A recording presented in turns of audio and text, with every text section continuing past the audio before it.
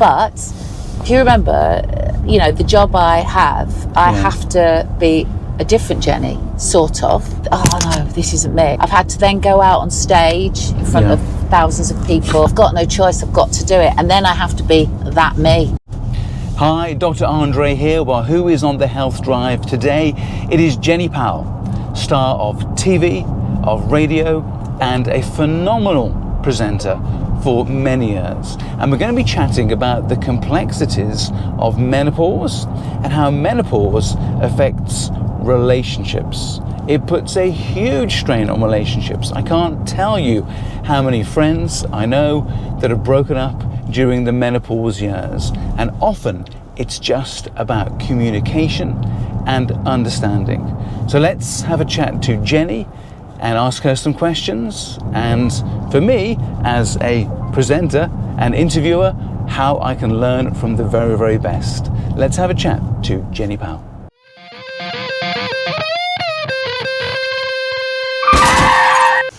Welcome. Well, thank you very much. You've just seen me doing all the setup, and this is the purpose of the Health Drive. It's really is me, no staff, no help. I'm so impressed. Talk about multitasking, and there's me as a woman saying I'm a working mother and I have 3 jobs and you don't realise all the jobs I have at home, blah blah blah. And then here we are, you've set everything up. And I've had some NAD. You have just now. It's done everything. So you like your IV NAD? I love it, honestly. It's the one thing, if I had a choice, we're all rattling around with supplements, no offence everybody, but we are. But if I had the choice to do one thing, it would be NAD. Yeah, it just reboots me. And I'm like, right, I'm back to where I should be. This is how I want to be. And you feel like you're doing something, don't you? Because you actually feel your hair stand up a bit and chest gets a bit tight. Yeah, a little bit. It's not like uncomfortable or anything, but you can feel like there's this little buzz that's like this, I don't know, almost like this jet of energy that's just like whizzing around your body. You sit there for how long am I there for? About 45 minutes, an hour? That's right, 45 minutes. Walk out and I feel an instant difference as well. I think that's the thing, because we're all so impatient, aren't we? Yeah, and something like NAD is designed to recharge the batteries of your cells. That's where all the energy comes from, ATP development. And a bit like your van. It is, that's right, yeah. You just plug me in.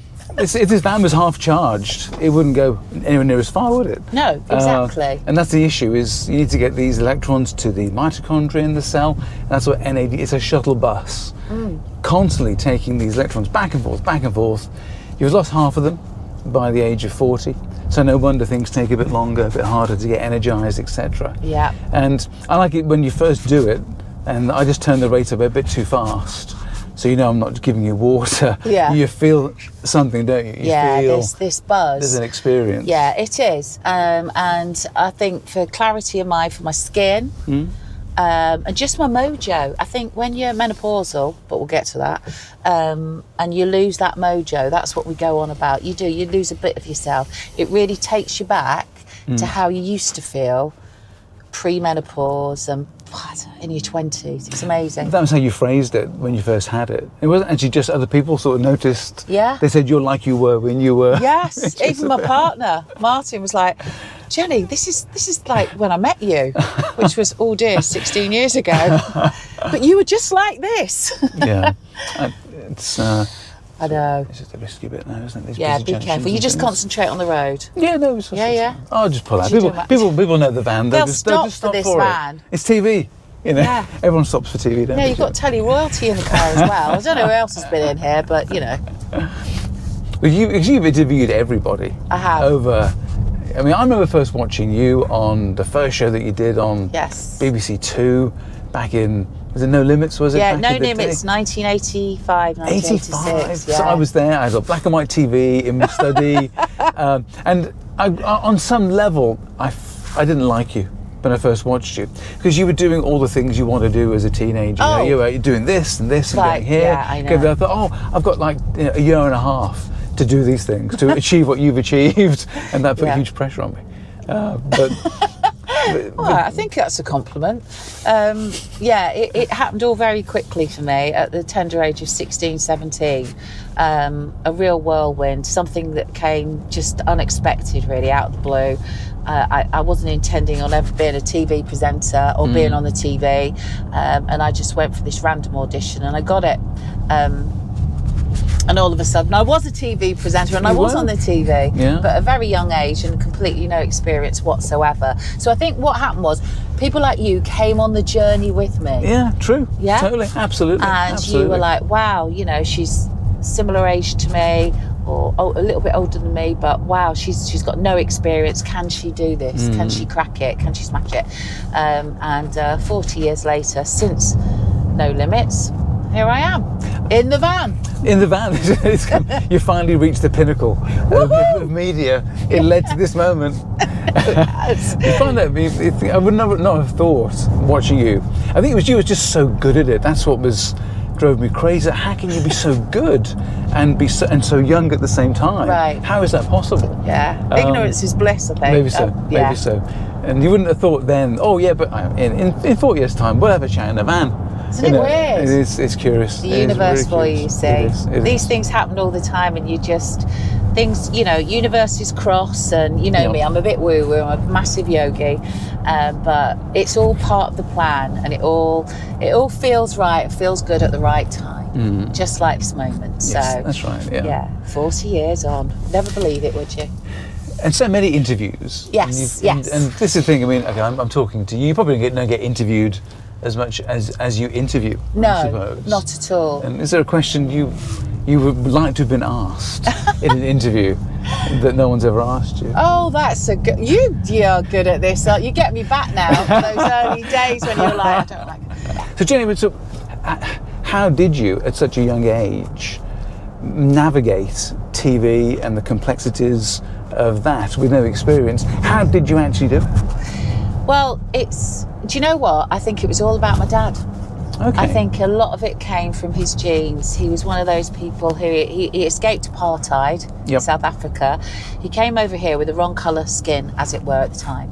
And he was one of those people that he felt like he had to be a people pleaser. And he felt so lucky to be out of the scenario that he left to be here in the UK.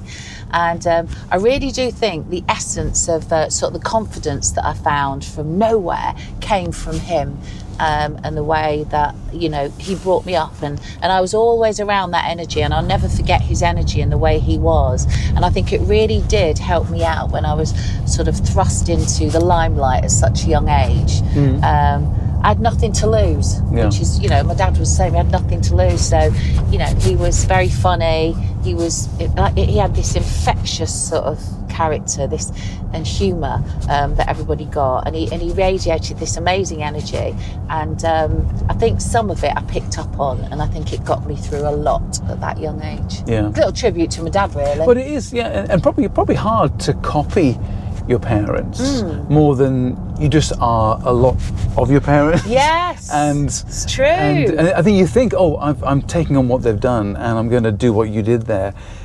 But if that was somebody else, you couldn't say look at Michael Parkinson and say, oh, I'll do what Michael Parkinson does. No, you're right. That would be really hard. But somehow, because it's genetic. Yeah, it's there. And you channel that particular power that they have. Yes.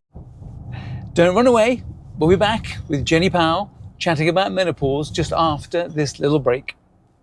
Hi, Dr. Andre here. Well, thanks for watching the Health Drive, and check out our all-natural supplement range, Optimum Day and Night. Now, thousands of people in the UK, the USA and beyond have been using the Oxford Natural supplements to get better sleep, better energy and better overall well-being. Optimum Day, which I always use, is designed to boost energy, to curb cravings, and to keep your metabolism firing all day. Optimum Night, well, that's different. That helps you to relax, to sleep deeply, and to restore while your body is recharging overnight. Now, they aren't magic pills. They are a science-based way to help you feel your best. We've had such great results. Check out Michael Owen, the England footballer, Robbie Lyle from AFTV, Linda, a PI lawyer, Anita, an immigration lawyer, and Owen from United View. All of them have found better control of their daily habits, better mood, energy, focus. And now it's your turn. So scan the QR code, click the link, and use the code word DRIVE for 70% off your first order. Oxford Natural. No gimmicks, no needles, just results. Let's get to it. Yeah. Over here after the war, and he had a speech impediment. I have a speech impediment. I copied him, the way he got over it, and I would then try to be him in those situations. Like, what would he do in this situation? Yeah. But much of it is just simply that you've got that gene hand, and then you play. So Dad is the secret sauce. Yeah, in thanks this. to Dad. It's Dad's school that got me through. When I look back, it's only recently that I've realised, that's probably since he passed away, and a lot of people say, gosh, you're just like your dad. You know, you act like your dad, or your dad was just like that. So, yeah, I think a lot of it is to do probably with genes and just the heritage. That's quite the compliment as well. Yeah. You like your dad, isn't it? Yeah. It sounds like it's a nice compliment. So having interviewed all these people, because this is what I'm probably going to lean towards, is talking to people, getting the best out of them is what you are. Amazing. I've even sensed it just in this few minutes already, how you can soften the edges off people, Yes. and take what they do and missteps and just turn them into a little positive flip to keep the. I sense this is you're very very good at that. But it's not always so easy to talk to people when you're going through stressful times yourself. And that brought me to the idea of menopause. Yeah. And I've seen many shows talking about women's experiences of menopause, how now it is becoming, thankfully, much better understood, much more sympathised, workplace, home, all those things. But there's one piece I think is missing from this important jigsaw, is the stress it puts on relationships. Yeah. Because it certainly does do that, doesn't it? Absolutely. And how we can learn, men and women and partners can talk through menopause. Okay, because if you're lucky, on the right day. Because it's a variable journey. It's not always totally consistent. My wife is going through menopause as well. Yeah. And okay, now I'm trained to ask questions, to be sympathetic and take time. You're trained to talk to famous people and get the information out of them gently, nicely. But it's not so easy when the hormones are a bit scattered. And so how do we, men and women, partners, talk to each other during menopause? How are we going to do it? Well, the first thing is to actually agree to talk to each other full stop, because that's difficult in itself. I think a lot of the time, when I look back, and I'm still going through menopause in many ways, I have zero tolerance, and I would talk at my other half. To talk at? Martin. I talk at a lot. And I would not be receptive to any advice, any sympathetic words, any help. I wasn't, and I'm still not very good at wanting any help, because I think it's almost like a futile. It's, I don't need help. There is no help. It's just something you're going through, and you feel like you have to be alone to do it. I don't know whether you recognise any of what I'm saying with them. I was thinking that, do you know when you wake up? Yeah. Who are you going to be? Which Jenny is here today? Is it something whereby you go, oh, because I think normally we know on the days when my wife Samantha would need help. Yeah. But there's normally a body count with it. There's normally been some damage caused, and it's one of those days where we need to be more careful, more understanding. Do you know it's one of those days before we do? Oh, do you know what? I think that's a difficult one to answer, because I think I might do.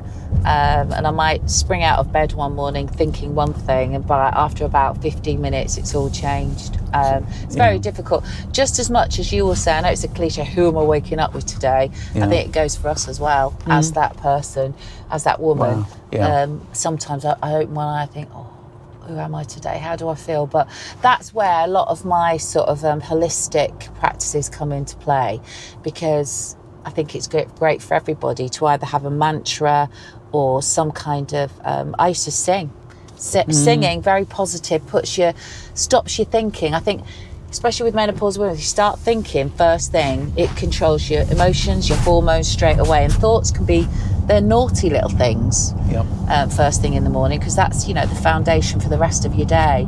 So if you can try and control either by not thinking and either listening to frequencies or music or having a mantra that you're repeating over and over again, it can just get you up out of bed and get you a little bit more sort of set and level before you then really accept the rest of the day and how you're going to approach it. Does that make sense? It does. What would you sing? Is it sort of...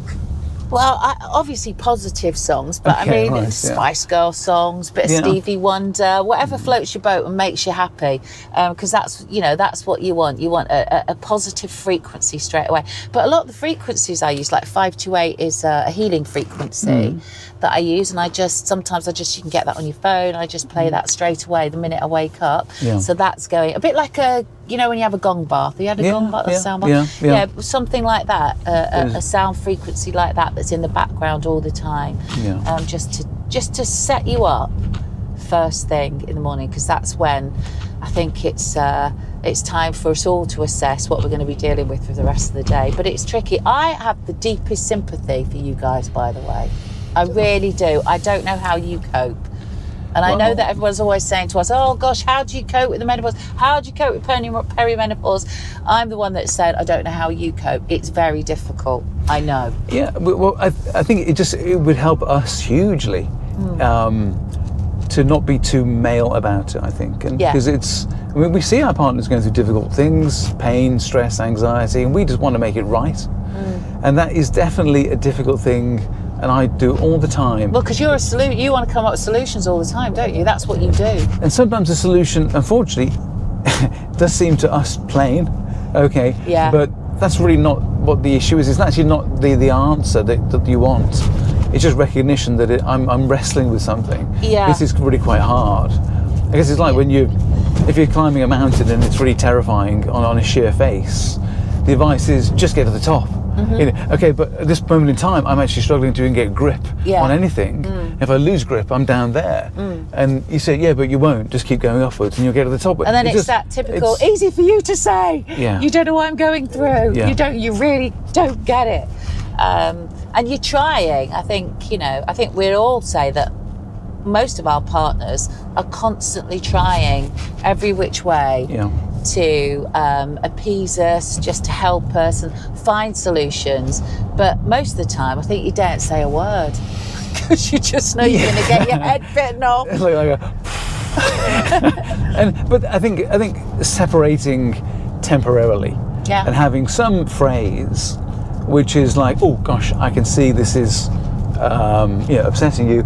Maybe we'll just chat about it later. Rather than, oh, you're in that mood, are you? Then you don't want to maybe compound things. No. So some sort of shared phrase that you have, a safety word, safety frame. Which, you know what? Have you got one? Well, we started this idea we copied something from The Bear, the TV show. Busy kitchen, whereby they often blow up at each other, and when someone's not trying to get their point across, they just say, heard. Just one word, heard. Okay. So if I feel my wife is starting to talk and maybe she's not really seen my facial expressions and she's off on a roll and maybe going to say the same thing 3 or 4 times, our view is I just say, heard. And then hopefully oh, right, okay, I got it. I'm maybe going on a bit and you've heard it. You've got it. It's logged in. Because sometimes you feel like you're being sort of hammered with the same point 5 different ways when you got it the first time. So safety word, a bit of space sometimes. So that word to say, right, okay, should we let it go now? Let it rest. And maybe, I find physically I have to go out into another space, another area. And I will. And it's a ripple effect. It's not just, your husband or your partner. It's your kids as well, or whoever's in the house. And everyone understands now, for me, I sometimes do have my alone time and say, right, I'm just going upstairs. And they know that I'm not to disturb me. Just to get, and sometimes it's 20 minutes. It's nothing. A cool off. that way? Everyone thinks 20 minutes is, so much you can do in 20 minutes now, and oh my God, I haven't even got 20 minutes to myself. You have, let me tell you. Yeah. And it's very important. And it's also a time where, as that person, I could just, have a reset. And I think that's what it's about. We're constantly having to reset. Once we've recognised the fact that, during the menopause, it really is. It's like, I don't know, it's like going in a ninja. In one of those mixers. Flying honestly. around. And it's going to end up being all smooth and lovely and eventually. Yeah. But when you first drop all these bits in, all these, it can be torture. So just imagine that. Yeah. And then eventually we'll get the smoothie. And I love that idea. At the end of the day, maybe we should have one. Because if you can end the day well, I think that's very important too. Yeah. I've been married for over 30 years. We almost, people say, what's the secret of a good marriage? And you often don't know what the secret is. No. You can just reflect and go, oh, actually, I tend to do these things. But I think not ending the day on a tense moment, argue. If you can possibly come to a smoothie ending, whereby you just lie down and go, okay, that was a battle, but we got through that day. Yeah. Tomorrow will be different. I think sleeping on issues, not correcting it at night time. I think because at night time when you sleep, your brain is adapting and trying to problem solve. If it's starting from a bashed up position, it might come to a conclusion which is kill the person. Then get rid of him. Whereas if you've softened it by the end of the day, that's not one of the options available to the. That's the problem, because I always think with menopause there is a witching hour. A witching hour? The witching hour. Well, that's when it starts, the witching, and then it continues. A couple of my friends on the house have said the same. Yeah. Where at a certain point in the evening, there's just no negotiation. There's like, it's just not worth being there. It's normally about 7 p.m. I don't know if it resonates with you at all, but a few of my friends have said it. I'm like, oh my gosh, that's us. And I can kind of change. I can get snappy, really intolerant, basically about anything anybody's saying. And that's leading up to bedtime. And then there's, that's probably when I'm most likely to kick off and have an argument about nothing. So I'm just putting it out there, just say that you're not the only person if this is you, but also, to address it, like you're saying, we need to at least go to bed on a more positive and smoothie note. But I think that timing is quite important. Yes. I think if I reflect, it tends to be that the end of the day, and maybe an accumulation of frustrations and stresses and micro failures that all combine to, when you reflect on the day, it was just this mess. And then tomorrow's coming and more of the same, and maybe there's a crutch point there.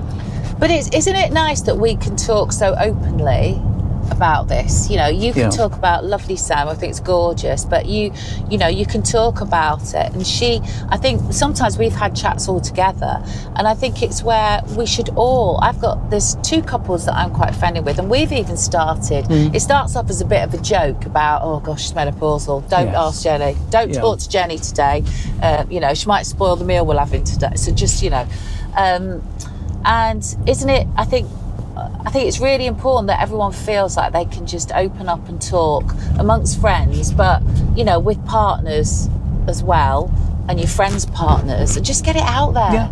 Because we're going to learn a lot, aren't we? And the crucial thing is to be together. Just be together. On the other side of it. Stay together. Yeah, that's right. Because I know a lot of relationships break down at this time, massive numbers. Oh, without a doubt. And bottom line is communication. Communication. You fell in love with this person, you adored this person, not because you liked to be around them. You liked to hear about their day. You liked to be part of their life. That was the whole point. And then you can't lose that. It's not easy being sexy every day. Being a heartthrob every day. No one can do that for 32 years. I know you've been struggling. I know. The last 2 weeks I have. I know. But it is. You can't remain that sexy and interesting to your partner. It's just really hard. But the communication, the safety, creating a safe space to have bad days is still very, very important, isn't it? Yeah, I think that's the other thing as well, because sometimes it is okay not to be okay. Because I think that can be very stressful and overwhelming thinking, because of course the society we live in now is everything's perfection. It's being thrown at you all the time, the perfect life, you know, the perfect face, the perfect figure, and you're going into those years where, you know, back in the day, certainly for my mum, it wasn't the case. You know, you were done by then. You know, you weren't going to the gym, working out 3 to 4 times a week, possibly. You know, you weren't looking and feeling and acting the way that we are now. And that's a pressure. And I think all of a sudden, when those natural things are occurring, like the menopause, you have got to go with it. You have, because it's a process. It's a natural thing that's happened at that time for your age, in your body and your mind. And you're going to have to go with it. Sure, there's lots of ways we can tweak it and make it a whole lot better, which is fantastic. And I'm forever grateful for that as well. But we must accept that sometimes we're going to have a shit day. That's right. Okay. There's this idea that you can write a contract down. Oh, here we go. And I actually do a lot of patients with post-traumatic stress. And after major RTAs and things, whereby there'd been a death in the car or something, the person was really struggling to get back into a car, and if they were the passenger, they'd shout at the driver, often the husband, saying, watch out for this, watch out for this. It was endless, and it caused rows and ructions and near divorce, that sort of argument. And I would say, well, write a contract that one person understands I understand what you're going through. I understand that this happens and that happens and this happens, and when you do it, I will do my best to understand. But there'll be some times when I don't, and I'm sorry about that, and you sign it. And then you say, I know what I'm going through is not easy for you, and I might do this, but please understand I love you very, very much. And when I do it, it's not me or you, it's just this thing I'm going through. And then you both sign it, and you put it in the glove box then. And then let me check. So there's loads of them, it's full of them. Oh, okay. Might take one of those. And then you both write it, and you have it at home or wherever. And so if there is an issue and someone is maybe being toward the one side of unreasonable from that agreement, you can say, well, you know what, you did sign that thing to say that you would do this. And people generally do stick to contracts. And they can't just wave off on a day or two of, well, I've done this, I've tried really hard. No, I've changed my mind. You signed it. You said you would do you that. You signed it, And you actually go back and think, when I signed it, I did believe that. So maybe I should go back and I think that's a gorgeous thing to do. If you, in many ways, you could try it if it's getting a bit tense, because when you construct it and write it down, you can't really go back on it because you signed it. But also, do you know what? Just writing it down. And actually seeing those words. You know, and it's there in ink. You know, I think it should be handwritten as well. Very important. Not off a ChatGPT, not sort of downloaded. For real. That's and right, it's really from you, because again, we talked about the fact, what do we believe anymore? But I think handwritten, and you could do this together on a good day. It's powerful. I think that's a really powerful thing to do, and then it's always there for you both to go back to. And you know what? There's never going to be a time you say, "Well, I didn't actually mean that," because of course you did, and it's there always. Very true. And also, you know, sometimes again in the menopause, I am that person who just can't be asked. I can't even be bothered. I'll have a half-assed argument even, because I can't be bothered. I go, do you know what? I don't care. I don't care. And I can't say the words that I need to say. And I think again, if you could just pick up that piece of paper and just go, just.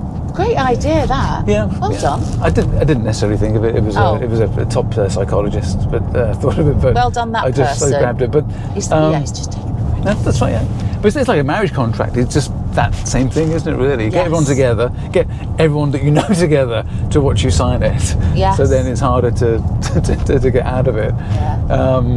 So that's important, and because it's not forever. It won't be forever. No. You know, it may be. We don't know how long it'll be for. Probably feels like it's forever, but we don't know. That's the thing, and that's another pressure Because it really is, if you knew, oh gosh, this is all going to be over in 6 months' time, you'd feel a whole lot different. Yeah. And that's for both parties, that's for all the family. Yeah. Because you don't know when it's going to end.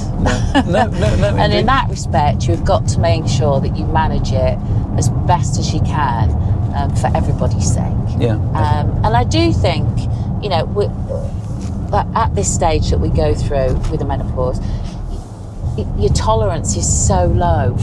It really is. And I think that's something that we have to admit to ourselves.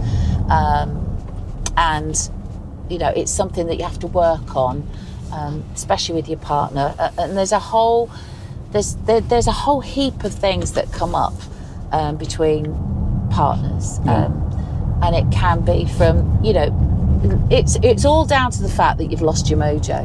Yeah. Whatever that is. And your mojo affects everything. So everything. The definition of mojo, difficult. Okay. Mm-hmm. How could you define Jenny's mojo? I suppose in a romantic kind of way, it's your joie de vivre, Maybe replacing just one phrase for another. Yeah, I might have just done that, tried to get away with it. No, but I think it's your get up and go, your reason to get up in the morning, your reason for living and embracing and loving life. Yeah. To me, that's what my mojo is. Yeah. And for being the best I can, I hate saying that phrase, by the way, but, being the best I possibly can, but I did now. The best version of you. Yeah, the best version of me. That's kind of 3-4 times now. Yeah. And it's wanting to be that and not kind of just giving up, feeling like I can't. So did that kind of... Yeah, I think the way I would phrase it from my sort and of... this is going to be far more succinct. Well, no, just from my sort of psychiatry days. And it was one of the things I found hardest to know. I was a psychiatrist for 3 years. And the idea of depersonalisation, is something that happens in certain areas of paranoid disorders and schizophrenias and all sorts. It's where you just don't feel like you. It's it's a very strange thing to try to understand, because well, if you don't feel like you, then what are you feeling like? But there is some sort of separation from the Jenny, that this is not... I used to write down a piece of paper to someone with PTSD when they were really upset. I knew that they had PTSD. When we walk in the door, they had PTSD. I had a piece of paper and it said, "This isn't me." Okay, that was it. Okay. And they start talking and get upset. I said, "Look, just pause a second. I think I know what you're going through." It says, "Does this sum it up?" And hand it to them. And they'd open it and they go, "Yes, that's just what it's like. This, it really isn't me. This is what I'm behaving is, I don't want to behave this way. I don't want to be upset about this and everything. And I'd much rather not be that way. And Jenny wouldn't normally be that way, and Jenny would like to know how to stop being that way. But that's it, 100%. This isn't me. And that's where, you see, I kind of cheat a bit in my menopausal years, because the job I have, there's a certain me, isn't there? I mean, you've got me at the moment, you've got Jenny me. Yeah. But if you remember, the job I have to be a different Jenny, sort of. So during the menopause, when it's, oh no, this isn't me, I've had to then go out on stage in front of thousands of people or whatever, I'll go on my radio show, I've got no choice, I've got to do it, and then I have to be that me, no matter what. So in a way, my job has kind of got me through a lot of days where if I didn't have that job, I really would feel it more than I do. It's interesting, because I just have to put on that me. That's right. But you mentioned before that sometimes the focus of work is also, it can be very helpful too.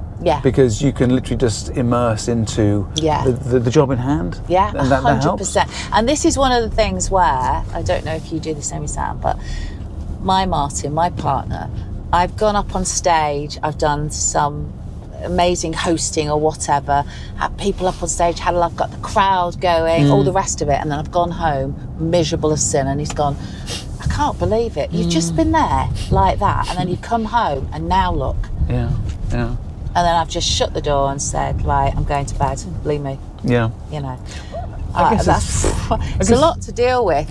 I guess there's only enough brain chemicals for one day, isn't it? Yeah, really? And it's exhausting. Yeah, for sure. It is exhausting, because you're literally having to drag it out the bag for those hours. that where you're going deep into the last of your reserves. That's right. And this is for all women going through menopause who have all different scenarios where they've got no choice, they've got to get their mojo back. Yeah. You literally you're right there just dragging out the last reserves just to be enough for that moment in time. But then the minute you're done, you do crash and burn. Yeah. Wow. I know. There's a lot to go through, isn't it? But thanks for the sympathy. We appreciate it. But then it depends how you say. What do you mean it's a lot to go through? You've got to be careful. The thing is, I just make mistakes every single day. That's all right. I should be, It's all right. I'm trained medically, I know. psychiatry, everything, and yet I still cock it up This every one's got you, hasn't single it? day. So, we ran out of battery. And We we've did. just recharged. I know how it feels. Have some NAD. Have some NAD. Reboot your cells, everyone. Literally. I need to get a better camera. A camera that lasts more than half an hour before overheating. I need to invest in that. Overheating. Don't talk to me about that either. Oh, gosh. Yes, the heat. I know. All the symptoms that, that you have to go through. And your partner's going through it as well. That's all I'm saying. Yeah. So I think what we can say is that there is consensus that we need, both sides can work better. Yeah. I think the partner who's not going through the issue needs to give the person space, not try and solve the issues, accept that days are different, it's unpredictable, it's finite, it doesn't last forever, and when it's finished, you get the person that you loved forever, don't you, at the end? You've got to just dig in those initial few weeks and months and years. That is the key, isn't it, I think? I think so, and it's communication. Yeah. Communication. Nothing should be taboo, not between the two of you. That rhymes as well. It does. But you've got to keep talking. Don't go to bed on an argument. No. That's the key. Talking. And just give give yourself a bit of slack. Yeah. Like give yourself a bit of slack and give that other person a bit of slack too. It's all doable. I just think we've got to a reverse blind out of this. Yeah. No, that kills somebody. That's the thing. What's the visibility like? I don't have. I've got no real visibility. It has like it will just stop if it thinks I'm going too far. I'll keep nudging. This is real. You're all right this side. That should be fine. Famous last words. Should be fine. There we go. Right. Good. Now I'm going to pull over here. Yeah. And just say to Jenny Powell, who I've truly admired. 40 years. Look. Seriously. I think back to that. I watched thinking, how does someone of our age do these things and do it so well? Well, I could say the same for you, Dr. Andre, honestly. But you have something. It's very special because you really care. Yeah. You do. You really do. And I think that resonates with all of us. So thank you. It took you 40 years, but alas, thanks for the lift. I say we do it again in 40 years' time. What do you think? I think we do it in 4 weeks' time because I thoroughly enjoyed that. So thank you. We'll do it in a year's time when we're both single. And then we We say, well, that chat we had didn't work out. the way did it go wrong? Yeah, shall we? Sure. We'll see how it goes. Thank you so much. No, it's a pleasure. Thank you so much. Well, Jenny was just an amazing guest.